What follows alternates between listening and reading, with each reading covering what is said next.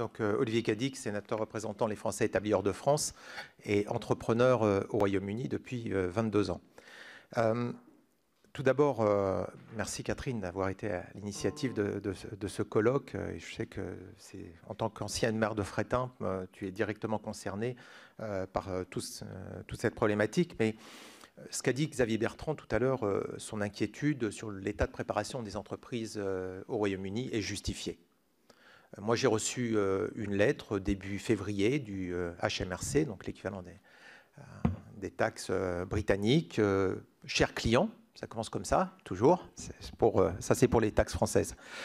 Chers clients, il faut vous préparer maintenant à l'éventualité d'un hard Brexit. Contactez un agent ou prenez un agent si vous n'en avez pas pour vos formalités. Et si vous travaillez avec l'Irlande ou l'Irlande du Nord, tout ça ne s'applique pas à vous.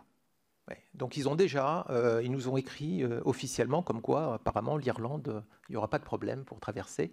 Ils font deux mondes comme ça, et en nous disant que pour l'Irlande, un autre courrier nous parviendra ultérieurement. Voilà, donc là où on en est, et effectivement, quand vous commencez à discuter avec les agents, on vous renvoie vers le transitaire, mais en fait, et le transitaire vous dit je ne suis pas au courant, moi, pour l'instant, où on en est. Donc c'est de la brasse coulée pour tout le monde. Je peux vous dire, tout le monde est dans l'attente absolue.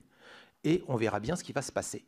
Donc celui qui dit que ça va bien se passer ou celui qui dit que ça va mal se passer, en fait, personne n'en sait rien. Il faut que ça se passe pour qu'on voit comment ça va se passer. Donc voilà. Donc, c'est la philosophie britannique. Eh oui, wait and see. Et donc voilà. Toujours est-il qu'aujourd'hui, on a un bon avant-goût. C'est ce qui se passe avec la grève du sel. Parce qu'aujourd'hui, les gilets bleus, là, qui bloquent depuis quelque temps à la frontière.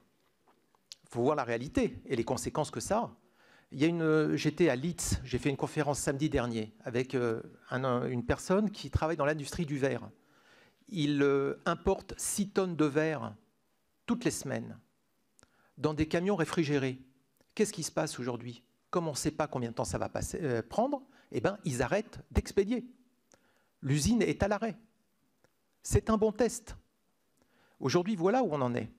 Et donc, c'est pour ça que je pense que tout le monde le prend avec un peu de hauteur, mais ceux qui sont sur le terrain avec les entreprises, je peux vous dire qu'eux, ils sont beaucoup moins confiants actuellement de ce qui va se passer.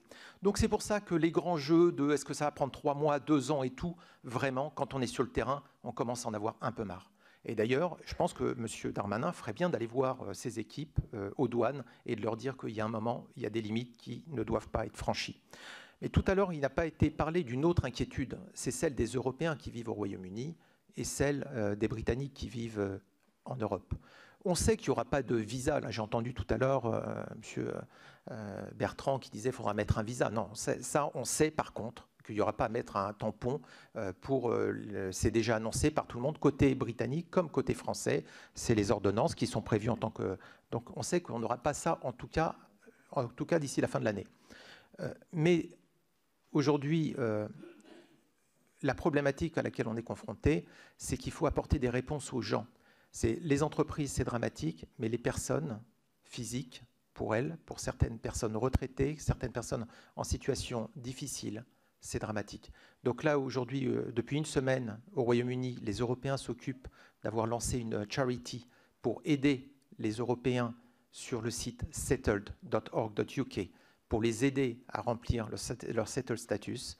Mais ce qu'on aimerait, c'est qu'à haut niveau, lors du Conseil européen, ces politiques qui se réunissent comprennent qu'il y a des gens qui en ont vraiment assez.